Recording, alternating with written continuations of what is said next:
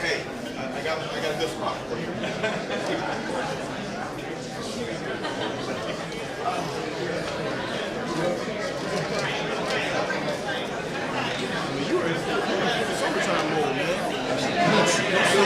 This must be where all the money is. I don't got no money. Let me stay there. Sit down, now let's call. Right. Hey, exactly. Aren't he twice?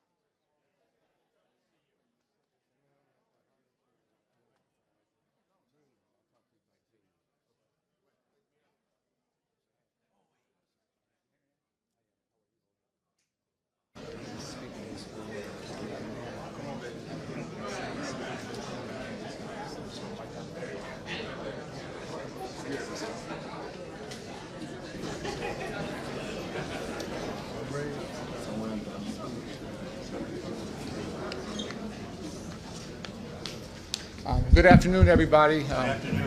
We clearly underestimated the crowd, so I apologize to those that are standing in a larger room next time. And try quickly to say one thing personally. My mother passed yesterday. She's the reason I do this work, and so if I'm a little bit raw today, I apologize. Please give me a little bit of grace to get through this. We're obviously coming off an extraordinarily tough weekend. Gun violence, I think, is a cancer that's destroying the soul of our city. If we're honest with ourselves, our collective response has clearly been wildly inadequate. When you have over 100 shot on a weekend, 17 dead, none of us can say that we're doing enough together. We have to hold ourselves accountable for doing something much better for our city, but very specifically for our children on the south and west sides. The loss, the heartbreak, the trauma is incalculable, but the financial cost of courts and hospitals and funerals and legal and everything else, prisons, is in the billions. And so this is something that as a city, as a state, we have to come together to change in a very fundamental way. And having a room like this during a very dark time actually gives me a lot of hope of what we can try and do together. And I'll just take one quick minute just sort of walk you through what I saw, what I felt this weekend, because for me it gave a real sense both of the horrible trauma of our city, but also the extraordinary hope and inspiration of our city. And if you do this work, you get to see both the best and the worst of humanity. So I'll try and do this very, very quickly. On Thursday, we hosted 6 community events, 4 on the west side, North Lawndale, 2 on the south side. We always say at Chicago Credit, we work so that children could play. We try and do our community events on hot blocks to calm things down, build our license to operate, our LTO, and give kids a chance to come out and be safe. And those, knock on wood, went extraordinarily well. We were very, very grateful for the community support and for the guys in the community, granting us grace and giving us a chance to let kids play. That was Thursday.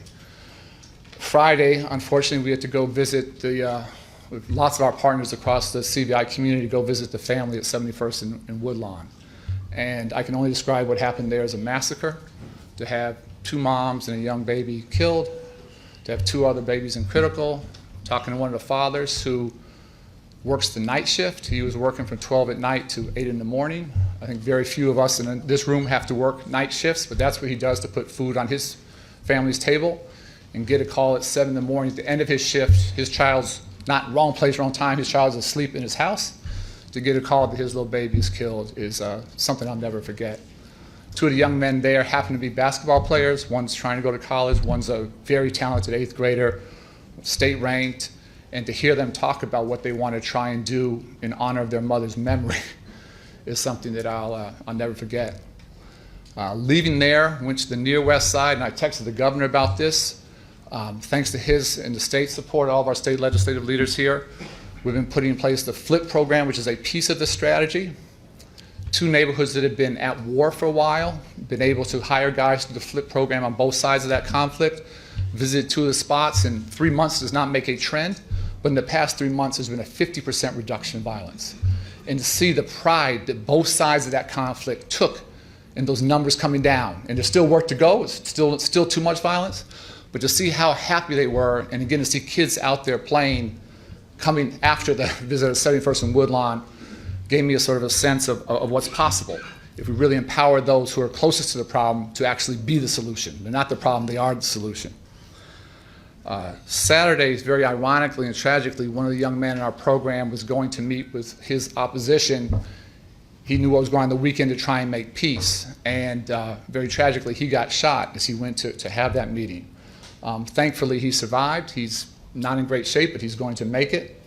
And visiting him Sunday at the Hospital Christ Advocate was unbelievable. He was speaking sort of in a whisper, you could barely hear him, but he kept saying, "I'm okay, I gotta have peace. Go talk to the guys on the block, let them know." He knew who shot him. The guy looked him in the eye, he knows exactly who did it. He does not want to retaliate. He does not want retaliation. He said, just leave and go talk to the guys on the block. And so I just want to give you guys a sense that that's our reality. It is traumatic, it is difficult, but the guys in these battles want something better for themselves. They want something different.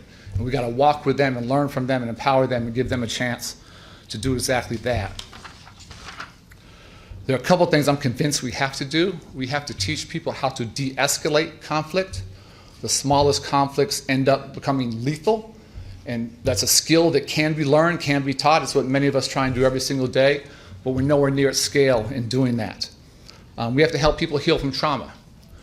And I can't overstate how important that is. We've had too many young kids. We had a 16-year-old kill a 7-year-old recently. And I know the trauma that happened in his family.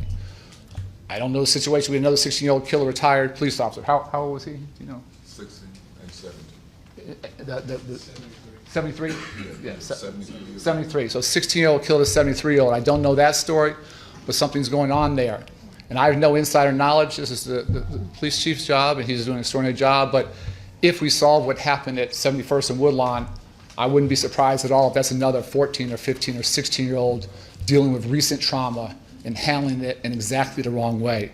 So helping people heal from trauma is critical. And then finally, we have to continue to put in place non-aggression agreements and peace treaties. And the kind of stuff for all the violence we saw in the city, where we had peace treaties hold, non-aggression agreements hold, what we saw on the near west side, something that's very fresh, still raw. That's the way we're going to get to a safer city. That's our collective work together. And we have a chance to do all of this together. A couple of thanks, and I'll be quiet. We have a number of speakers. I've taken too much time, and I apologize for that. First, I'm just incredibly honored to be here at sort of Jim Crown's office and having the business community step up, to have folks continue this work in his honor. His last public appearance was actually talking about this at the City Club of Chicago with me and a few other folks 2 weeks before he tragically passed. But to see not just his family, to see the entire civic community rally behind his vision and keep this going and double down, I can't tell you how much that means to me. Secondly, just having these public-private partnerships. This work does nothing if it doesn't humble you. None of us can do this by ourselves, but having leaders across public and private sector come together, we all have a piece to play. If we can play it smarter and more effectively and more collaboratively, we have a chance to do something that's never happened in the history of the city. And finally, I always say that public safety is a public good. And we need private sector innovation to pilot some things and do some risky things. But if the data proves they're effective, we need the public sector to scale. And to have the governor and so many legislative leaders here who have taken this to heart, who have followed the data and have invested heavily in what's working to start to take it to scale gives us a chance to do something. The final thing I'll say is that we're trying to do in Chicago what no other city has done. Violence is acutely bad here in Chicago, but it is not unique to Chicago. We need two things. We need very effective policing, and I want to thank the mayor. In my humble opinion, he picked absolutely the right person to lead the police department to help them increase effectiveness. That's a tough, tough job. It's a long way to go, but I have unbelievable confidence in this man to do that work. And we need to scale the private sector CVI work together. And in no community are we at scale. We started this work in North Lawndale. We thought we were doing a pretty good job. We were serving about 200 men. Got back to stats that over 1,250 were acutely at risk of shooting or being shot. We weren't even in the game. We weren't at 20%. We can't do it by ourselves. We're working with partners to start to scale 500, 600, 700 men there, in Humboldt Park, in Austin as we move forward. We have a chance to do what has never happened anywhere in the country, let alone Chicago. So I don't want to blow through it. This is a very dark and difficult and challenging time. This weekend is about as horrific as we can get. But with that reality, for me, it just redoubles our collective commitment to try and get us to a better place. If we can stay the course over the next 3, 4, 5 years, I think we have a chance to do something that's never been done and make history, not just for the city, but for the country. Let me be quiet. Thank you for indulging me for a minute there. And we're going to have a number of speakers come up. Let me bring up Esther Franco-Payne, who's doing an amazing job as the Executive Director of the Partnership for Safe and Peaceful Communities. She'll update you on our SC2 effort, our effort to scale this work to 7 communities, starting, as I talked about, in North Lawndale, and try and reach a critical mass of the communities in the city that desperately need these kinds of resources. Esther.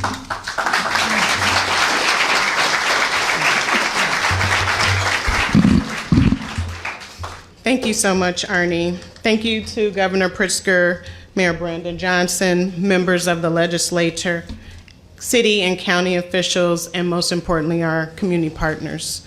We appreciate your support, and we thank you for your partnership. As Arnie said, we cannot do this without collaboration and partnership, and we thank you for believing in this work. Esther Franco-Payne again, the Executive Director with the Partnership for Safe and Peaceful Communities. And the partnership, also known as PSPC, came together 8 years ago. 8 years ago today, we have been working on this and doing this work diligently. And our goal is to continue and to keep grounded in what we have been doing.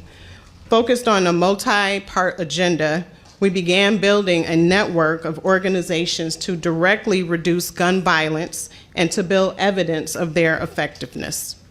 Some of our researchers are here in the room, and we thank you for joining us.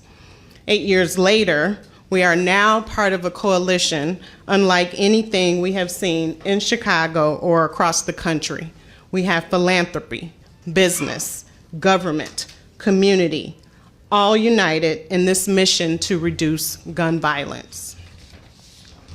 More recently, PSPC, in partnership with the business community, has embarked upon an unprecedented effort to invest deeply in communities that are most impacted by gun violence. This initiative, as we've said before, is known as SC2, which stands for Scaling CVI for a Safer Chicago. We started our support in the North Lawndale community as the first pilot 2 years ago, and we are now expanding to Austin, Humboldt Park, Garfield Park, and Little Village, with Inglewood and New City also in the pipeline. This past February, we first announced SC2 and our joint goal with the Civic Committee to raise $100 million. Sounds like a lot of money, doesn't it? But today I am proud to say that we have reached that first milestone.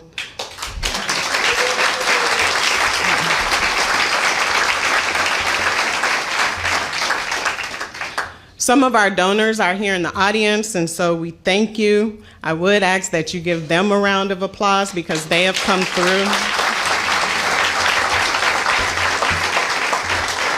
And we thank each of you for your participation, your support, and most importantly, your partnership. But we know it does not stop there. We are not done. While $100 million sounds like a lot, it is not enough to support these communities. And we know it will take much more. Going forward, we are determined to help bring CVI to scale in every community where it is needed, and to make CVI a permanent feature of Chicago's public safety strategy. There is no single answer to gun violence. We know this. We need effective policing. We need CVI. We need other elements of PSPC's agenda, better gun policies, more investment in high-risk youth, and community building initiatives like the ones we fund every year. We also need other essential parts of a comprehensive agenda that the Civic Committee is working towards. All of this comes together to reduce and ultimately our goal to eliminate gun violence. Chicago is our home. It's my home, born and raised. And we are in this for the long haul. We will do whatever it takes, and we will not stop until children and families are able to live in communities without fear, trauma, and violence.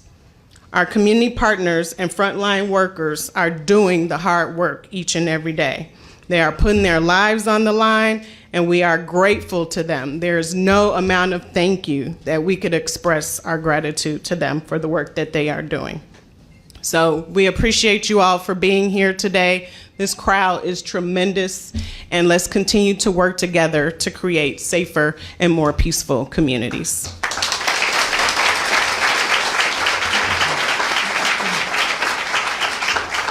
Thank you so much, Esther. It's now my honor to invite Eric Smith to come up, who's the vice chair of BMO and the co-chair of the Civic Committee's Public Safety Task Force. As I said, my personal fear was when Jim Crown tragically passed. It's a huge loss for his family and for the city. This work would end. The opposite has happened. It's been redoubled.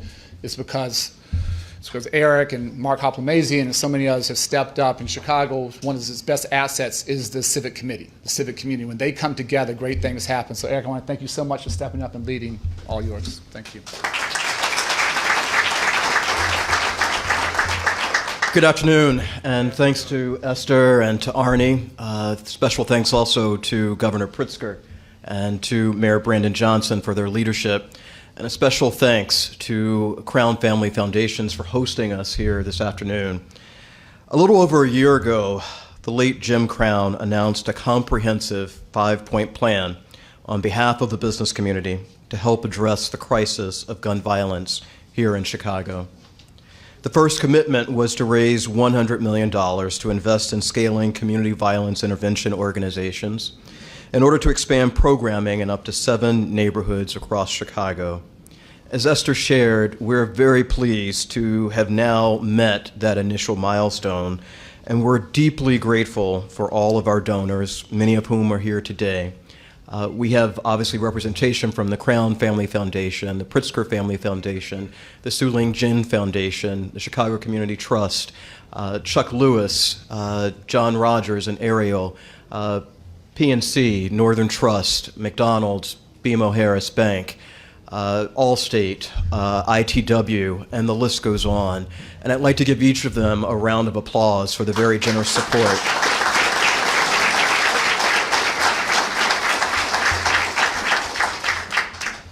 Likewise, we're grateful to our elected officials for their support and confidence.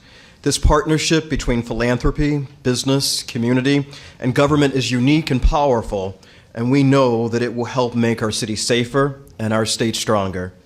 I also want to say a quick word of thanks to the consulting firm BCG, which has supported the work pro bono, and the BCG team has done an exceptional job to help us in analyzing the root causes of violent crime, so that through collaboration and partnership, we could then develop and begin to implement a transformational plan of action to invest in underserved communities. In addition to Pillar 1, which calls for us supporting CVI, the Civic Committee's Public Safety Task Force is equally focused on our other 4 pillars, including Pillar 2, which is hiring CVI graduates, and that work has actually begun. Pillar 3 is hiring from the communities facing extreme levels of gun violence. And doing so, we're partnering with others like the Corporate Coalition to help make that happen. Pillar 4 is investing in those communities. And this is a long-term strategy, but it's critically important, and we look forward to sharing more details with you regarding the key initiatives. And last, Pillar 5 is supporting efforts to modernize and strengthen local policing. Here again, the work has begun, and we're grateful to Superintendent Snelling and the Chicago Police Department for their commitment to promoting effective law enforcement, accountability, and trust. We've been fundraising to support all of this work as well, and we'll provide updates on our progress in the future. But one thing is clear: the business community is all in on public safety, which is priority number one. In order for our city and state to grow and thrive, we must reduce gun violence. We cannot ask police to do this alone. All of us must be part of the solution. And I believe it was the great Daniel Burnham who said it best when he inspired Chicago's leaders to make no little plans, because they have no magic to stir men's blood and probably will not themselves be realized. So thanks again to everyone for your support. We have a lot of hard work ahead, and we're eager to move forward with our shared commitment to make Chicago one of the safest cities to work and live, and a thriving city that works for all. Thank you.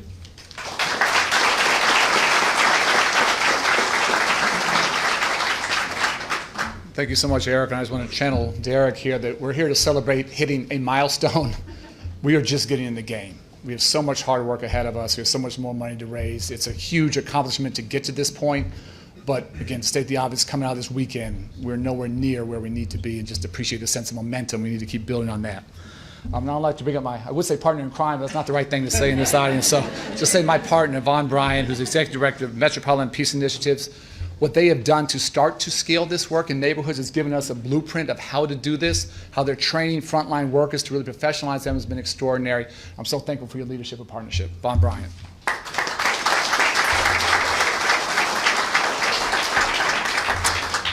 So thank you for having me. Thank you for having us. I want to echo the thanks to our donors to get us to this milestone. I want to thank you to our public and private sector partners that helped us get to this point. I want to really focus on how we got here. People talk about 8 years ago. Well, not only did the foundation community come together, but local providers got together and decided they were going to stick together in the effort of us tackling this public safety challenge.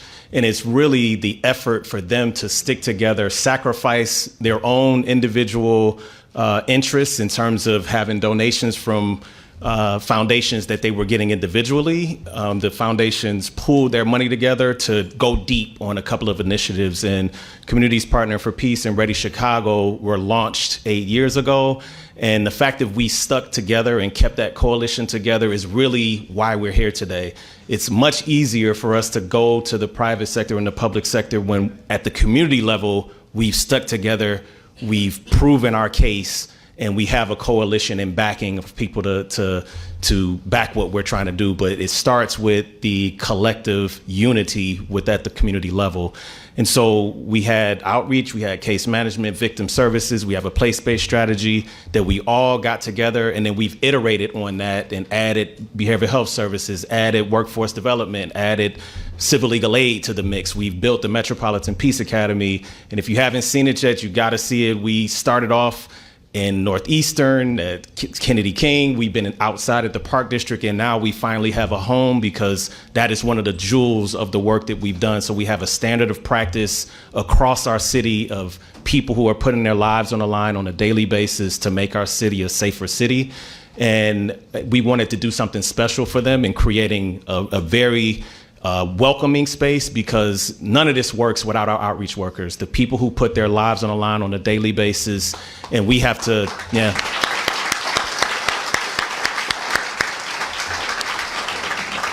we have to invest in them, not only professionally, but personally, because all of our outreach workers are the story that we want to tell, people who have lived the life in their local communities. Most of them are returning citizens. Most of the time, this outreach job is the first real job they've had. And that is the story of Chicago, a comeback story, a story of resilience, and a story of triumph. And today, we're going to move the ball forward in making our city the safest city in the world. Thank you.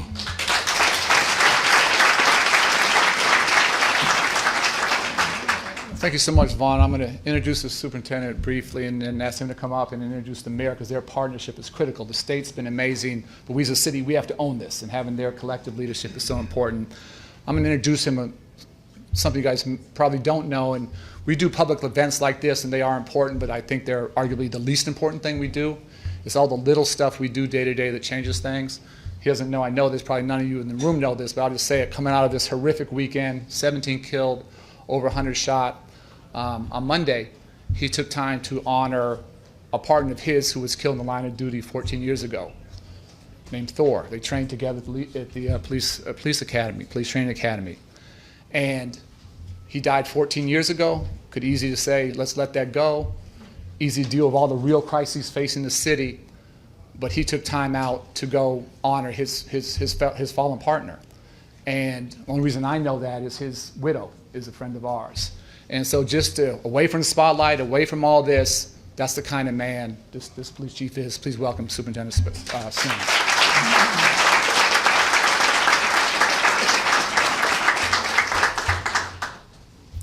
Thank you, and good afternoon, everybody. First thing I'd like to say to Arnie, it shows your commitment that you're here. You know, I just heard your loss, my condolences, but even through that loss, you're still here because this is important to you. That says a lot about the work and your dedication to this effort, so I'd like to applaud you for that. I'd also like to thank the Crown family for hosting. Eric Smith, I mean, you know, what can I say about Eric Smith? We've had several meetings, and his dedication to this cause and raising the amount of money that he was able to raise for this is just amazing. Derek, you know, we've had multiple conversations, and I know your dedication to the cause also. So, Derek Douglas, I definitely appreciate you. Civic Committee as a whole and the work that's being done. Mayor Johnson, thank you for being here. I know you're concerned about everything that's going on in the communities. We have multiple conversations about the safety of our city and our citizens within this city, our neighborhoods, and the importance of protecting our children, because we have to protect our children. Governor Pritzker, thank you for being here, and thank you for your dedication to this cause of making sure that our neighborhoods are safe. I'd also like to thank everyone here in attendance and the entire panel here. I won't spend too much time. I just want to talk about a couple of issues, and there were some things that were brought up. The tragedy that happened at 71st and Woodlawn, where two mothers and an 8-year-old child were murdered. You also had two other children in that home who were also shot, still fighting for their lives. There was also a 1-year-old there. But everybody needs to understand this. And luckily, the 1-year-old was not harmed. But that 1-year-old was drenched in blood. Now, I say that because I want everybody to feel that. It's different when I tell you about it. It's different when you hear about it. But it really hits home when you see it, when you can feel it, when you can touch it. And then you start to understand the importance of this type of work.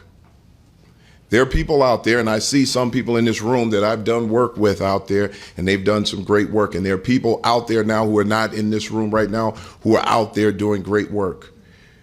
We have to work together. I've said this a million times. The police cannot do this alone. A lot of this that you're seeing right now is not necessarily a police or law enforcement issue. This is a societal issue. This is an issue that's ailing communities. Those communities need resources. And the people in this room here today have taken a huge step in providing those resources for these communities. So what I will tell you is this: as the Chicago Police Department, we're going to be here to make sure that we're working in partnership with you. I don't want to go this alone. I don't want my officers to go this alone. And bigger than that, I don't want you to go this alone. We have to do this together. And if we're not working together, we're failing. I refuse to allow us to fail. So any opportunity that myself and the Chicago Police Department has to work with anyone in this room to keep this city safe and to help our communities that are seriously, seriously suffering from violent crime, we will be there 100%. And you have my promise on that. So again, the most important thing that we have to do right now is we have to protect our children. It never gets any easier. 32 years where I've seen violence, gun violence, I've seen murdered human beings, children. It never gets any easier. So hopefully we can help it get better. So I look forward to working with everyone in the room. And I'd just like to say thank you to each and every one of you for your dedication to trying to keep this city safe. And with that, I'm going to turn it over to the mayor of the city of Chicago, Mayor Johnson.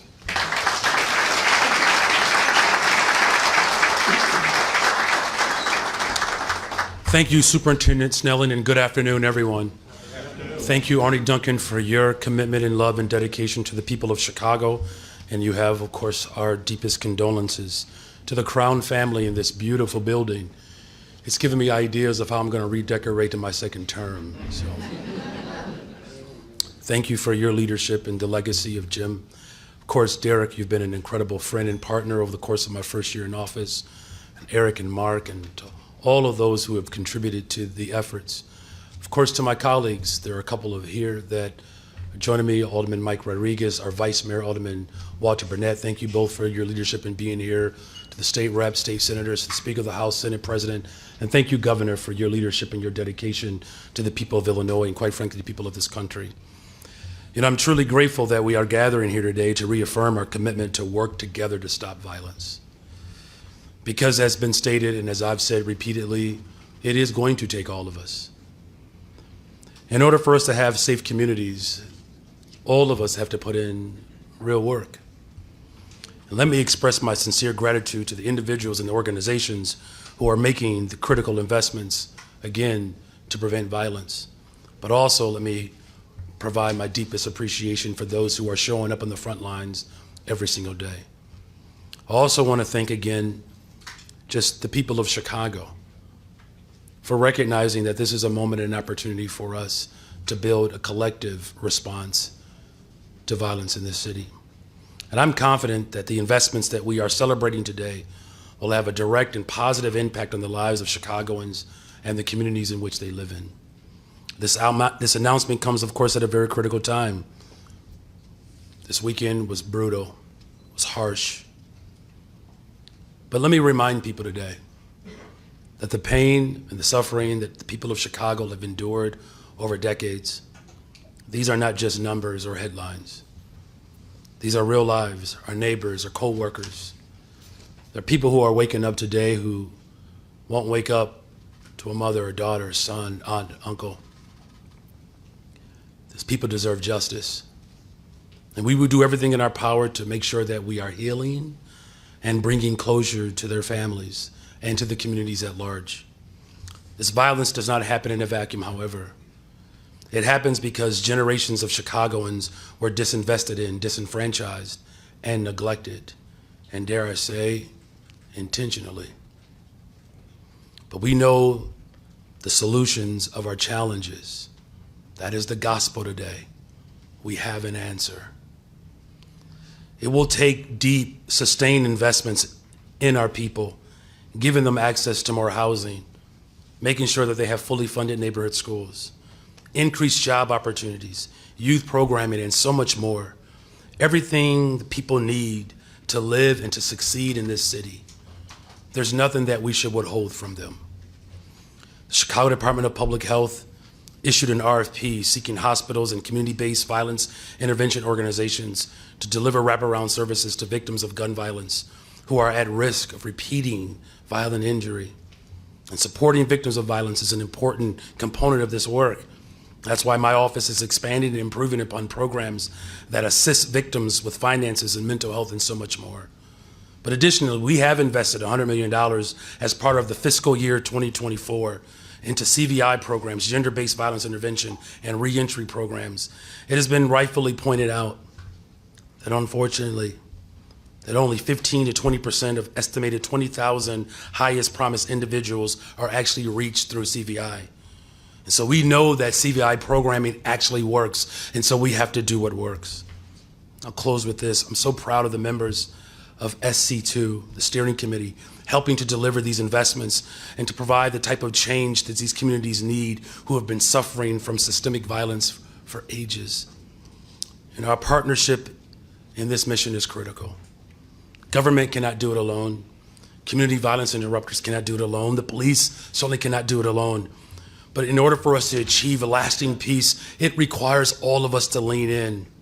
It's unfortunate, though, that we live in a society in which Black death, where economies have been built around Black death. Thank you to the people of Chicago for stepping up and saying in this moment that we have had enough. The tragedy began before the bullets were fired. The tragedy began the fact that we have AK-47s on the streets of the city of Chicago. The tragedy, of course, is the fact that we do not have enough to really fully provide our people with the quality of life that they deserve. And that's why it takes all of us to make sure that we are providing immediate responses to the challenges. But we have to invest in the root causes of violence in order for us to transform this city, because that's ultimately what it's going to take in order for us to build a better, stronger, safer city. We have to transform it. We had a chance 60 years ago to invest in the root causes, and it was mocked. One of the most profound things ever said by an elected official was Governor George Wallace, where he mocked President Johnson. When President Johnson said we have to get at the root causes. And he said that people like President Johnson believe that we have crime in this country because a 10-year-old did not have enough watermelon to eat.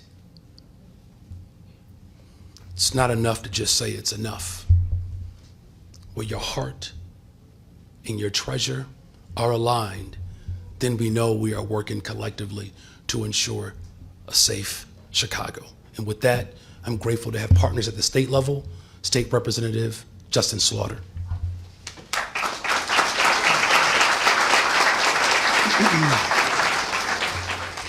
Thank you, Mr. Mayor. Good afternoon, everyone. Great crowd. I'm Illinois State Representative Justin Slaughter. As a state representative that represents the far south side of Chicago that's very close to this work, let me just say thank you to the Civic Committee. Artie Duncan and I bumped into each other just the other day, and we discussed how elated we are that this partnership wasn't just lip service. It wasn't a symbolic, ceremonial partnership, but we have actually gotten going on this. The fact that the business community, corporate sector, private sector has already came together to raise $100 million for this effort is outstanding. And please, let's give them another round of applause. At the root of what the state is doing here is something called the RSPA, the Reimagine Public Safety Act. First, I want to lift up, I guess, the state leaders of this initiative. What we did was create the first of its kind statewide Office of Firearm Prevention. Director Quiana Bell is here somewhere. Please raise your hand. Also, the birthday boy, the former director of this office is here, Chris Patterson. This has been an outstanding effort. It's made its way all the way to the White House. Vice President Harris now spearheading that effort nationally out of the White House. They have now created an Office of Firearm Prevention. And particularly, I want to lift up the efforts of Speaker Welch. He has been relentless, tirelessly working on not just establishing the objectives of the Reimagine Public Safety Act, but putting forth the effort to sustain this phenomenal effort. And also I want to recognize our partners over in the Senate. My brother, you'll hear from him in a second, Senator Peters, our chief budgeteer over there, Senator Sims, and also Senate President Harmon for the work that they've done as we collaborate in continuing to push this effort forward. And of course, I want to thank Governor Pritzker for his vision, his wherewithal to be a leader, to provide an approach that is going to address root causes of violence, and to also look at these issues through the lens of it being a public health crisis. And so as you look at funding being scarce, COVID money running out, it's our governor who is prioritizing this issue when it comes to putting forth the resources that we need for RSPA. And it's not just a Chicago or state of Illinois thing. We have all really set out to become a national model, to put forth best practices as it relates to addressing this public health crisis. And so, speaking of best practices, many of you may want to know what exactly is the Reimagine Public Safety Act. There's a few components. One is, let's actually understand what works, right? What are these best practices, right? So, I want to lift up Arnie Duncan and the team at CRED, especially when you look at practices like FLIP, and I may get the acronym wrong, flatlining increases peace. Did I do a good job with that? Okay, flatlining increases peace. We don't want to continue to just throw money out there. How do we look at being financially responsible as we tackle this issue? The second thing is intergovernmental partnerships. You see state leaders up here, you see our mayor, our superintendent. This is going to take an intergovernmental partnership to address these issues. And you'll be hearing more about that. I also want to lift up the work of Cook County and Cook County Board President Tony Pretwinkle. But the Government Alliance for Safe Communities. You will hear a lot more about this. And this is what the community wants. This is what the community needs. They want to see government working together in this effort. A third piece of this is what you see here today, public-private partnerships. And we can't emphasize enough, we don't take this lightly, the corporate sector getting involved in such a complex issue means so very much to us and to this city and to this state. And so we're just so proud and thankful that we've embarked upon SC2. And then lastly, and I'll close with this, a bit of really great news. And I don't know if your phones were blowing up, but just this morning, the federal government has approved our state's 1115 Medicaid demonstration waiver. So now this work becomes Medicaid eligible. Yeah, no, this is a huge, huge thing for the state of Illinois. Governor, we thank you for your leadership on this. Again, setting the bar for the country. But these are the sort of innovative, strategic approaches, right, that we want to take as we continue to embark down this path. Thank you so very much to the Civic Committee.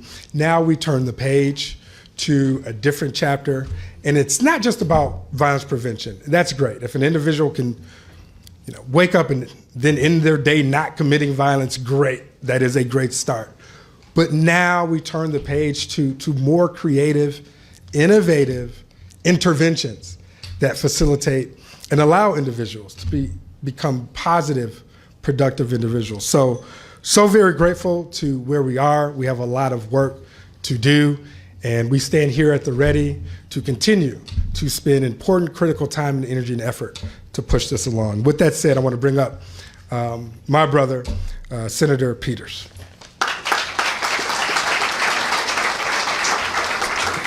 Good afternoon. I want to thank the Civic Committee and leaders who are working on the ground.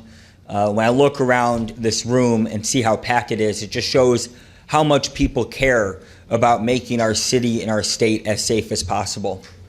I fundamentally, deeply care and believe that we can bring safety to every zip code in this city, in this county, and in this state. And I think that oftentimes when we talk about safety, we talk about it like it's rocket science. But I actually think it's somewhat simple. You give people a good job, you give people good housing, you give people good schools, you give people the opportunity to easily get from point A to point B, groceries and food on their table, kids who have their backpacks full. You have a safe city. You have a safe state. And I fundamentally believe that this room and what we're working on is the foundation of that safety. That CVI is something that we build on top of. That when I want someone to be able to say, my dad did this work and I want to do this work. I want us to use our imagination to expand it. To say that it's not just the fact that we're disrupting the cycles of violence, but we're going into mental health care. We're going into the care field. We are talking about generational trauma in the form of generational PTSD. And we've been doing public safety the same way for 30 to 40 years. And every summer we have the same complaints about what we see on July 4th weekend. And I'll be honest with you, that ticks me off. And I think that we are at a unique opportunity with these leaders, with you all as leaders, to turn the page to a 21st century safety that lifts up every community and lifts up people. We need to remove the depressing down and sadness that comes every summer and see it as an opportunity for hope, to believe in people, to lift them up. And so, I have to say, as the sponsor of the RPSA and to be able to work with these people, it's something that I feel great about in terms of legislative work. But what I care most about, and we have Clarice and Associates here, is I like to go directly to the people doing this work and talking to them about what they're going through and to hear about their story. And every time you hear their story, you hear about what they've went through in life and how they want to see change. And I sit with it. Sometimes it's the toughest conversations, but it gives me hope because it tells me we have something we can build on. And so I'm honored to be here. I'm grateful for everybody doing this work. I know we had a tough July 4th weekend, but what I truly believe is that we have a unique opportunity to make this city the safest city in this country and to make this state the safest state in this country. Thank you. I'm going to turn over to a true champion, LG Sims.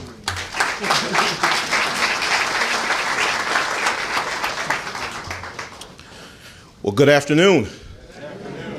First, let me start by saying, Arnie, thank you for being here.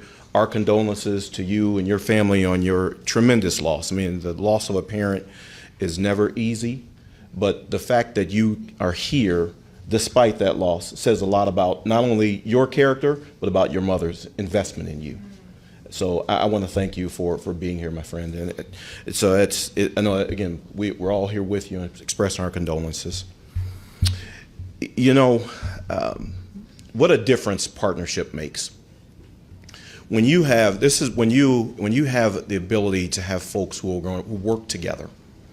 I can't say enough thank yous to the Crown family for hosting, but also to the Civic Committee for the work that they have done to lean into this work. It's one thing to say you're going to be on the front lines. It's one thing to say you're going to do something, but it's something very different to actually do it. So to the business community, thank you. For all of the individuals who, we are celebrating the $100 million that have been raised, but as you all know, in Springfield, I work with our state budget. So I want more money. I want a bigger partnership because we've got a lot of work to do. We've got work to do on the south side of Chicago. We've got work to do on the west side of Chicago. We've got work to do on the east side of Peoria. We've got work to do in Springfield. We've got work to do all across this state. So the efforts that you are making are not just a demonstration for the efforts that we're taking, the impact that we're making here in Chicago, but it's the impact that we can make all across this state. So I thank you for your efforts. I thank you for being here. I thank you for what you have done to date, but also what you've done today, what you're going to do tomorrow. Because the work didn't end today. We can take the victory lap today, but as we've all seen, this weekend was a particularly difficult one. And that's after a long line of difficult weekends. I was there as the family celebrated the life of Reverend Larry Newman, Officer Newman. Down the street from the church that he served and the community that he lived and the community that he served diligently, his life was taken. And that's why it's important for us to come together. You know, as I was sitting here today, and I was thinking about, you know, the efforts that we've taken to date, and Governor Pritzker, you know, what a difference a governor makes.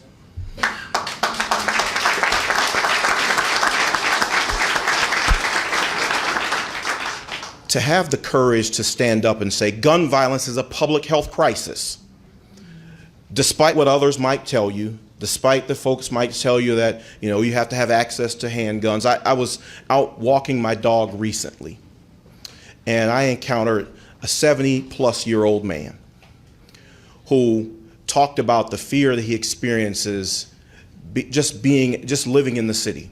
And he says, I've never owned a handgun, but I am contemplating buying a gun to protect myself and my wife. And I said to him, we don't want you to have to go and buy a handgun to feel safe. I said, you have individuals, and this is where I have to thank Mayor Johnson and Superintendent Snelling for standing up and leaning into this work. I said, you have officers who want you to be safe. You have a community who wants you to be safe, and you don't have to turn to a handgun to solve that problem. But far too many people believe that they do. And we have to make sure that that's not the only option. That's why I'm so proud of this initial success. But the success isn't done. You know, there's an African proverb that says, if you want to go fast, go alone. If you want to go far, go together. That's the only way we're going to go far, is going together. Business, community, government, the philanthropic sector, all working together for the common good. We've achieved a great deal, but we are not done. As I close, I think back to some of the most powerful warriors the world has ever known, the Maasai tribe out of Africa. And the call that the Maasai warriors would say to one another, they would say, Kasiri and Ngira, and it would say, and how are the children? If the children and everything were well, they would say the children are well. If the children were not well, the response would be that the children are in danger. Our children are in danger. We need to stand up, and I would say that the only warriors who are rivaling the Maasai tribe right now is the Civic Committee and the warriors of the Civic Committee, who are standing up and saying our children are out well, and we are going to do something about it. So thank you for your efforts. Thank you for the work that you have done. Thank you for being partners in this work, but thank you for also leaning into equity across the city, making sure that the South and the West sides of the city of Chicago have what they need and the investments they need to be successful. And with that, it is my honor to bring forward my partner in progress, the leader of our chamber, someone who believes in this work, someone who has dedicated this work, Senate President Don Harmon.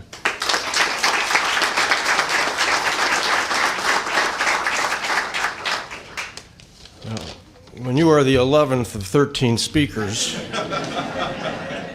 you realize that everything that there is to say may already have been said, but it hasn't been said by everybody who needs to say it.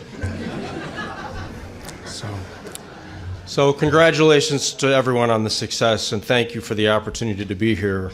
The reminders of why we need to press forward, unfortunately, come all too often. Everyone's mentioned the weekend.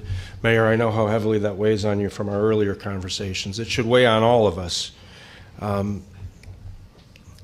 But you all have lent your resources and your voices to a growing chorus that proclaims enough. And as the mayor said, saying enough is not enough.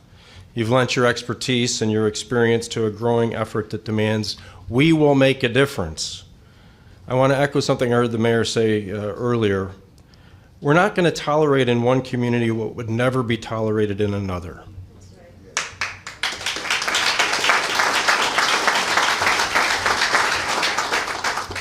In my neighborhood, the children of Austin have the same value and potential as the children across the street in Oak Park. The same is true everywhere. A life cut short by violence is an unbearable crime and a human tragedy regardless of zip code. We all know that we didn't arrive in this predicament overnight. Decades of neglect, indifference, and misplaced priorities have allowed violence to take root and grow. There is unfortunately no overnight fix. Thankfully, we're surrounded by people committed to the long haul, committed to finding and providing the resources to invest in communities, invest in programs, and most importantly, invest in people. We have a working partnership among Governor Pritzker, Speaker Welch, and myself committed to responsible and responsive budgeting. And we have colleagues like Senator Peters, Senator Sims, Senator Villanueva, who I think was here earlier, united in their ongoing advocacy to end the violence. We have shifted our priorities to recognize failures of the past, while at the same time understanding the world only spins forward and that hindsight will not solve our problems. There's a long road ahead to a better future, but because of you, the journey has begun and there is newfound hope. So thank you for this historic commitment to your powerful partnership and our shared goal of a better Chicago for everyone who calls this great city home. I tried to give him a promotion when I introduced him earlier this morning, but next up in the batting order is the Speaker of the Illinois House, my friend and colleague, Speaker Chris Welch.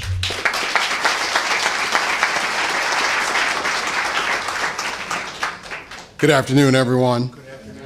I would do my best to be brief, but it really is an honor to be here with all of you, to be here with my friend and brother Arnie Duncan, Governor Pritzker, Mayor Johnson, Superintendent Stelling, my colleague across the hall, Senate President Don Harmon, Derek Douglas and the Civic Committee, and all of you in the business community, the Crown Family Foundations, to my good friend, my fraternity brother, Chairman Justin Slaughter, to all of you, dignitaries and guests, thank you all for being here. I was thinking about what I was going to say here. My staff prepared me some remarks, but I folded them up and I'm just going to speak from the heart. Because July 7th, 1984, my family's lives were changed forever. My aunt, Joyce Ann Mullen, was murdered when she left our church on the west side of Chicago. 40 years later, that murder has never been solved. She was murdered by gun violence on the streets of Chicago. And here we are, 40 years later, 40 years to the day, almost, 19 lives were senselessly lost on the streets of Chicago. How many more lives are we going to lose? All of us in this room hope that someday that number will be zero. Every single day that I go to work, it is my hope and my prayer that that number will be zero. What's going on here today reminds me of a book that I have given to our caucus that I talk about regularly, because I want you all to understand the mindset that I have every day I go to work as the Speaker of the House. The book is called The Infinite Game, written by an author named Simon Sinek. The infinite game is different than a finite game. A finite game, we all know it when we see it. It's basketball, it's baseball, it's football. When you play a finite game, you play to win. You want to win that game today. That's your mindset. They call it a finite mindset. When we go to work every day, when we get to walk into that beautiful Capitol, when the mayor gets to walk into that beautiful building called City Hall, we're playing an infinite game. Our game is going to go on and on and on. Illinois has been here for almost 206 years. I'm the 70th Speaker of the House. There's going to be a 71st, a 72nd, and so on. It's going to go on and on and on. When you play an infinite game, you're not playing to win. We're not trying to beat somebody. We're playing an infinite game to be better. We're trying to leave the city of Chicago and the state of Illinois better than we found it. And so every day that I go to work, we're trying to find policies and practices that's going to make this great state better. And I got to tell you, when we did the Reimagine Public Safety Act, that's one of those policies I know we got right. And every day that I go to work, I'm going to continue to try to find ways to help get it right, to try to make things better. But as we saw this past weekend, we have a whole lot more work to do. We will only get better when we're working together. We are stronger together. And so that is why it's so important that we are here today, all of us, government, business, the philanthropic community, because in this infinite game, we are stronger when we do it together. That $100 million you have raised is a hell of a start. It's going to go a long way to helping to make things better in this great state. But we have a lot more work to do. We have to commit each and every day that we wake up and go to the jobs that we have, that we want to make things better for the people of this great state. Someone who's been doing it for 5 years, he's already made this state better than how he found it. But every day he goes to work, he's trying to find more ways to make it better. Please put your hands together and welcome my friend, Governor J.B. Pritzker.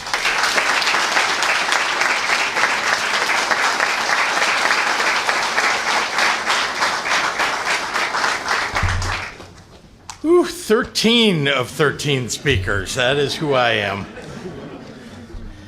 I will try to be brief, but I will also begin perhaps on a positive note just to say this is a great city. We live in a great city. I'm a Chicagoan. I may be governor of the whole state. I live in this city. I love this city. And I love it in part because of who I see here and who you are and who we are collectively. We have violence interrupters here with us, people who are working on the ground to make our city better. We have philanthropists and philanthropies. We've got CEOs. We've got government leaders. We've got police. We've got Arnie Duncan, who has dedicated his life to making sure that we are getting better every day in this city. I want to thank all of you. I want to thank all of you for being here together and for showing how great this city is just by your very presence here. I'm proud to be here. I'm proud to be here in part because I get an opportunity with some Crown family members in the room to say, Jim Crown was my friend. He was actually a friend to all of us, but he was a personal friend, a kind and decent person. And he is the one who stepped forward to say, I will help lead the civic committee. I will help lead the business community in helping to address gun violence in this city. It takes great people to do that. It takes a great person to do that. And we will miss him terribly. I want to thank the Crown family. I want to thank Crown Family Philanthropies. We have so many great philanthropic partners that are in the room that have helped to get this effort to $100 million. As many have said, we're not done yet, but it's an unbelievably great start. And it's a demonstration of this city coming together. It is what we do. If you think back to all the challenges that we've had over many years, this city pulls together. And that $100 million is just one indication of it. To the many community partners who are here, just want to say thank you for the work that you do every day. Keeping Illinoisans safe and protected is honestly one of the foremost obligations of those of us who get elected to public office, and certainly for my state administration. All of our priorities, from healthcare to education to economic development, well, they're contingent on our success in the pursuit of public safety. Everything else is drawn from our ability to have public safety. Fostering a state where each and every resident is free to live, work, and grow without fear for their safety or their lives. What happened over this last weekend, and I now understand there are 19 lives that were lost, 89 others that were injured, families suffering and torn apart. It's a tragic and painful reminder of the urgency of the work that we're here and all about, and how much more there is left to be done. Today, I take comfort, though, in this gathering, knowing that I'm in the company of smart, passionate, compassionate, dedicated people working to uplift and advance this mission. Not long ago, we brought together community and philanthropic and business leaders from every corner of the state to put forward a slate of unprecedented holistic reforms and investments, and it was called, and you've heard it before, the Reimagine Public Safety Act, which sought to improve the immediate safety and security of our communities while also finally addressing the root causes of violent crimes. If it was George Wallace that said, as the mayor said, that we shouldn't be looking at root causes, well, we know he was dead wrong about a lot of things. This is all built on the idea that violence prevention isn't only about policing and incarceration. It should be about education and employment. It has to be about human services and mental health services. It has to be about ensuring that people doing the work on the ground have the resources they need to lead the way forward. Central to our commitment is a historic expansion of community violence intervention programs. I had the great good fortune to sit with a number of leaders in the community violence intervention space who I learned a great deal from just listening. And one thing I learned, and this is very important for us all to keep in mind, is that over the years, these programs have been funded and then defunded, and then funded and then defunded. Sometimes it's defunded and then defunded. And the problem is that this is a year-round endeavor. So if you stop from one year to the next funding, guess what happens? People who are trained at this, people who are doing the work and know how to do this work, well, they have to go find something else to do. They're not going to do the work that we need them to do. We have to make sure that there's a base level of funding at all times. Yes, we need to surge funding when the needs are great, but we also need to make sure that when maybe not everybody's paying attention, the funds are there to keep these programs going. So let's keep that in mind. That is something that is up to us as government leaders. The business community is surging funding because we have such an incredible need right now. But we need to make sure that as those things ramp down over the years, that it never drops below a certain level. And that is a level to keep these programs going and going and going.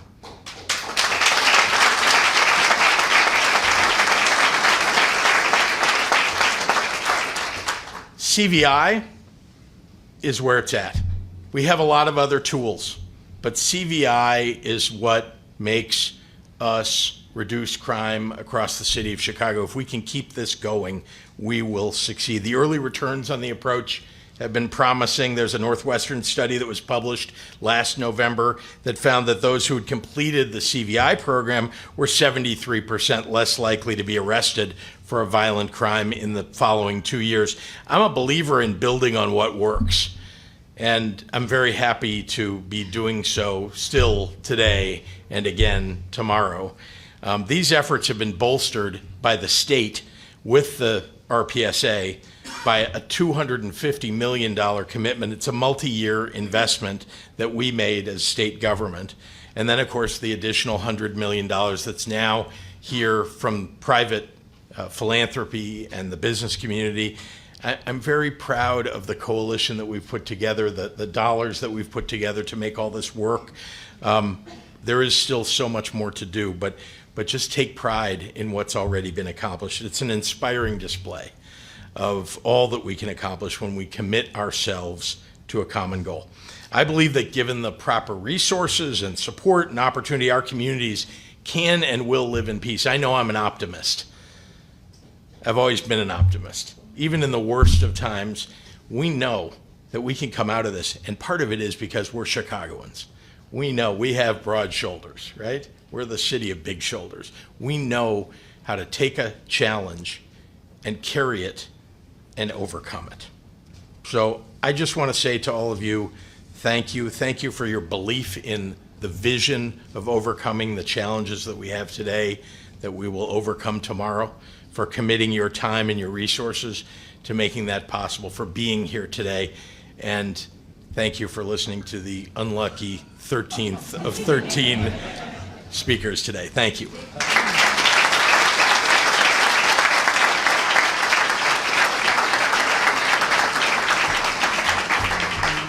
There is no 14th. Thanks to all of you for your time. After a weekend like this, we sort of have two choices. We could throw up our hands, we could walk away, just say it is what it is, intractable, can't do anything about it, or we can redouble our efforts and work smarter and harder and more collaboratively. And honestly, for all of our speakers, for all of you here, all of you inspire me and give me hope. Thank you so much.